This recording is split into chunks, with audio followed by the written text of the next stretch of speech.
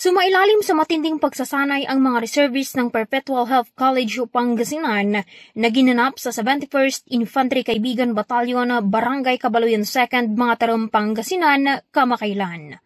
Ito ay sa pamamagitan ng aktibong pakikilahok na aabot sa 8 reservists kung saan binubuo ito ng faculty members, non-teaching staff at iba't ibang support personnel mula sa naturang paaralan na pinangunahan ni Dr. Ruel Crisostomo, School Director ng Perpetual Health College of Pangasinan.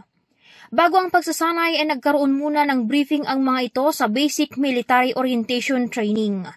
Hinggil dito, sumailalim ang mga ito sa serye ng lectures at practical sa Basic Radio Communication, Basic Tactical Combat Casualty Care, map reading, land navigation at battle drills bilang paghahanda sa kanilang mga tungkulin at linangin para sa hinaharap bilang mga miyembro ng Reserve Force at lumawak ang kanilang pangunawa at pagpapahalaga sa serbisyo ng sandatahang lakas ng Pilipinas. Ang ganitong uri ng pagsasanay o aktibidad ay naglalayon ring makapagbigay ng pangunahing pagsasanay sa militar sa mga reservist at i-orient sa kanila ang mga tungkulin at responsibilidad ng isang sundalo. Nagiging daan din ito upang makabuo ng mas matibay na ugnayan sa pagitan ng regular at reserve forces bilang pagsuporta sa layunin ng kasundaluhan. Kung maalala, ito na ang ikatlong pagsasanay ng Perpetual Health College of Pangasinan.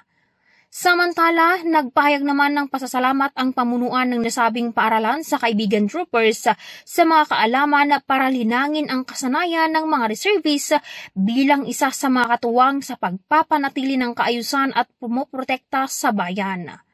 Pinuri naman ng Battalion Commander ng 71st Infantry Kaibigan Battalion na si Lieutenant Colonel Benny Sinca ang kagustuhan at pagkasabik ng mga reservists na matuto at mapabilang sa sandatahang lakas ng Pilipinas. Iginit rin ito na patuloy pa rin ang kolaborasyon ng kaibigan troopers at sa mga reservists upang lalo pang mapagtibay ang ugnayan para sa kaayusan, kapayapaan at kaunlaran sa lugar na nasasakupan ng mga ito. Mula dito sa mga Tarum, Pangasinan, ako si MJ Ortiza, ang inyong kaugnay.